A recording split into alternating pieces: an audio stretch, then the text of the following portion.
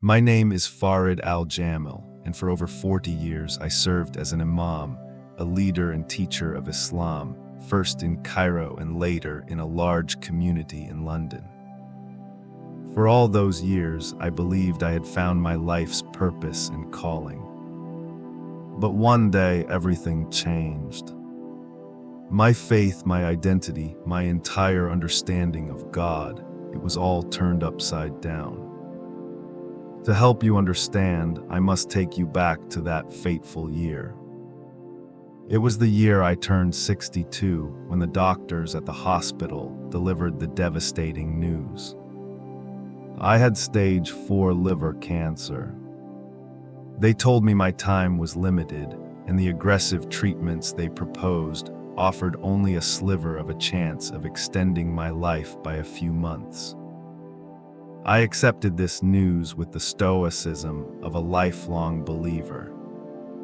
I knew this illness was a test from Allah, a trial to purify my faith, much like the great prophets of old had been tested. I clung to my faith through every grueling chemotherapy session, my lips silently moving in prayer as the chemicals coursed through my veins. Each night as I lay in bed, the pain a dull ache in my side, I prayed with all my heart. If I die tonight, O Allah, let me meet you in peace, as one who has submitted to your will. But my prayers were answered in a way I could never have conceived in all my years of studying the holy texts. One evening, after returning home from a particularly draining treatment, I felt a sharp, sudden tightness in my chest. At first, I dismissed it as a side effect, a muscular cramp. But the discomfort grew with terrifying speed into an unbearable, crushing weight. I could not draw a breath. As darkness closed in around the edges of my vision, I was aware of my wife, Aisha, screaming my name, her voice filled with panic. I heard the frantic sounds of a 999 call, then the wail of a distant siren growing closer. I was watching it all from above. Yes, from a corner of the ceiling in my own bedroom. My body lay lifeless on the rug where I had collapsed, but somehow I was still there, observing everything with a calm, detached clarity. It felt utterly surreal. Shouldn't my consciousness have winked out of existence when my heart stopped? Yet I was fully aware, more aware than I had ever been. Is this death, I wondered, a sense of profound curiosity replacing all fear? Am I about to meet Allah and the prophets? Suddenly, I noticed a light in the distance. It was warm, golden, and filled with a peace that was indescribable. As I moved toward it, pulled by an invisible, gentle current, familiar sounds began to surround me. My grandfather's voice reciting verses from the Quran, the melodic call to prayer from the minaret of my childhood mosque in Cairo, my wife's soft whispers of prayer for me. It felt like my entire life was converging in that single moment, a confirmation that I was on the right path.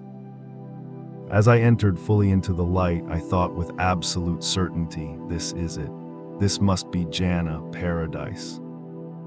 The peace I felt was beyond anything I had ever known. Tears of pure joy streamed down my face. Praise be to Allah who has brought me to this blessed place, I whispered. But my sense of peace was shattered in an instant. The lush, garden-like surroundings began to wither before my eyes. The leaves on the radiant trees turned black and crumbled to dust. The perfect fruit shriveled into rotting husks, and a stench of decay and utter despair filled the air. Darkness engulfed everything, a thick, living blackness that smothered the light. The beautiful sounds were replaced by the cries of men, women, and children, echoing in a horrifying void. Among the voices, one cry pierced my soul with unbearable pain. It was the voice of my beloved grandson, Omar, a sound of pure, hopeless anguish. The darkness grew heavier, smothering me. I was trapped, lost in a void, unable to discern up from down. Then a deep, resonant voice, ancient and powerful, broke the silence. It was not like any voice I had ever heard. "Farid, everything will now be revealed." In the distance, I saw a throne, high and imposing. Someone sat upon it, and as I was drawn closer, my knees gave out. It was a figure I recognized immediately from countless descriptions and artistic renderings. It was the Prophet Muhammad. But something was horribly wrong. His hands were bound in ethereal chains, and his face was a mask of profound, inconsolable sorrow. This can't be real, I thought, my mind fracturing. Why is he here? Why is the seal of the prophets in chains? The prophet's eyes met mine, and tears streamed down his face. The sight of his sorrow broke something deep inside me. This must be a mistake. I am an imam. I have dedicated my entire life to serving Allah. I have taught his word. I screamed, but my voice was swallowed by the void without an echo. A voice, the same ancient and powerful one from before, echoed around the throne. "The time has come for you to know the truth, Farid." Before I could respond, a book appeared, falling from the sky. It crashed to the ground before me, sending tremors through the darkness. I recognized its form instantly. It was the Quran. The pages began to turn on their own, as if guided by an unseen, purposeful hand. The voice spoke again. "Who is Allah, Farid? Have you ever truly asked yourself that question?" The question struck me like a lightning bolt. What kind of question is that? I thought, my theological training rising up in protest. Allah is the creator of all things, the most merciful, the most compassionate, the one true God. But the voice persisted, its question cutting through my certainties. "How do you know he is the creator? Have you ever truly thought about it, or have you merely accepted what you were told?" Panic began to set in. In all my years, I had never truly questioned the foundational nature of Allah. I had accepted it as axiomatic truth. Images began to rise from the turning pages of the Quran, scenes from history unfolding before me. I saw the Kaaba in Mecca, but centuries before the time of Muhammad. It was surrounded by hundreds of idols. People were worshipping, burning incense, making offerings, invoking names I knew from my studies: Allat, Al-Uzza, Manat. "This is the Kaaba before Islam," the voice stated, not with judgment but with a profound sadness. Where was Allah among these gods, Farid? The realization hit me like a physical wave. Before Islam, the pagan Arabs believed in many gods, and Allah was one of them. The high God, perhaps, but one God among many. My mind reeled as the voice continued to question the origins of my faith. The next vision transported me to another ancient land in the Near East. People were worshipping a towering idol, offering sacrifices. Inscribed on the idol was a name I recognized from my historical studies: Baal.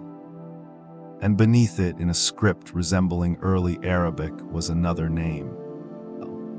The voice whispered, its words like ice in my soul.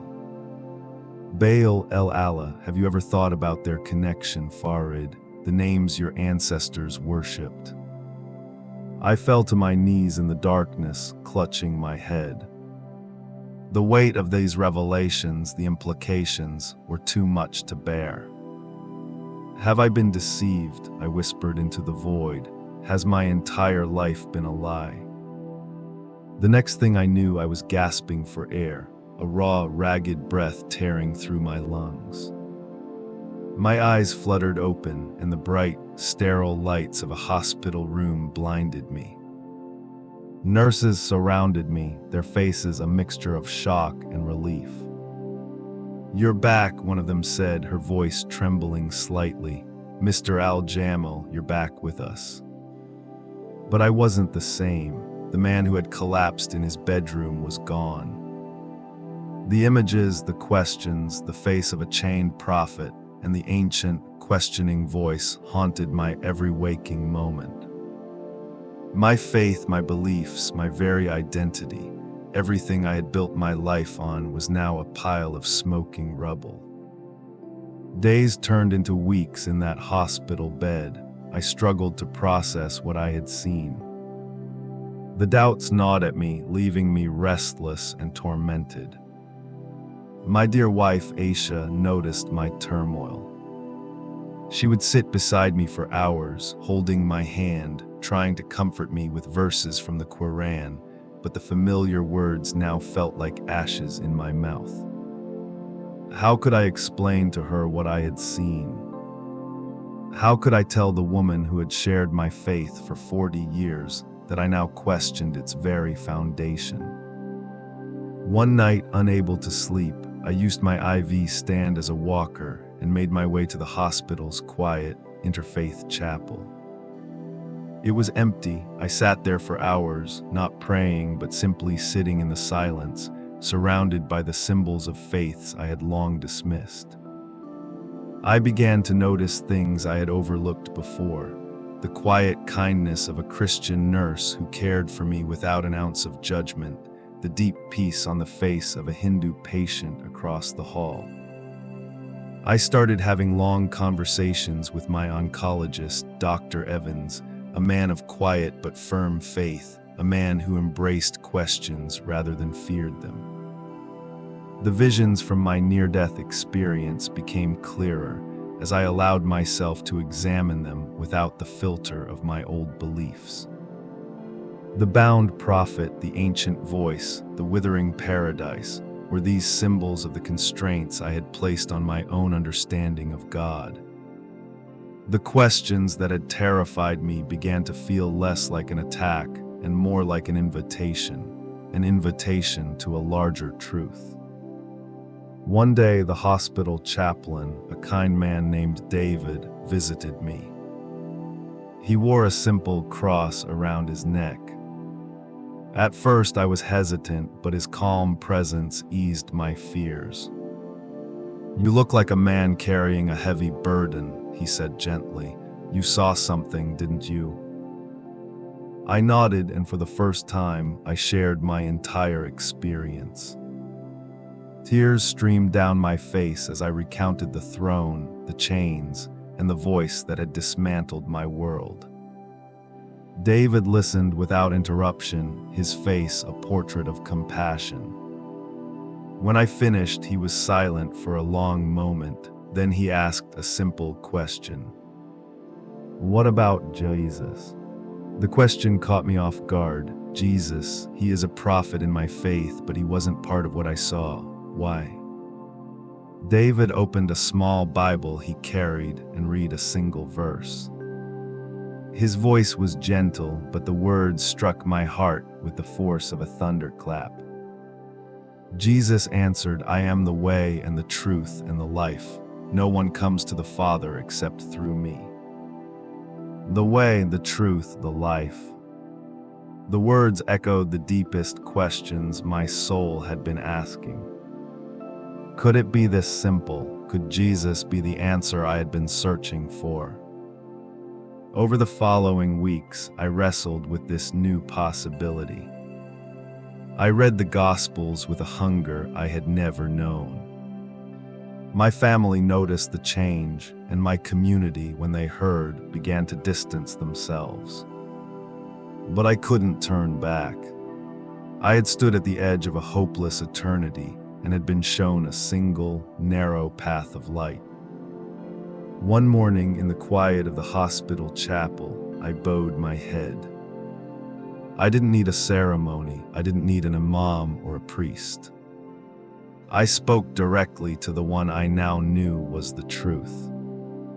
I confessed my pride, my spiritual blindness, and I placed my life, my soul, my eternity into the hands of Jesus Christ. As I did, I felt an overwhelming sense of peace flood my being, not the empty peace of nothingness, but the warm, relational peace of being found by a loving Father. The chains of doubt and fear were gone. For the first time, I felt truly free. Today, I wake up each morning with a joy I never knew was possible. A month after my prayer in that chapel, my doctors did a new set of scans. They were baffled. The stage 4 cancer that had ravaged my body had vanished. They called it a spontaneous remission, a medical anomaly. But I know who healed me. I know who gave me back my life. Every day I open the Bible and I pray, thanking Jesus for saving my soul from a hopeless eternity and my body from a terminal disease. My journey has been difficult. I have lost my old life, my status, my community. But I have found a peace that surpasses all understanding.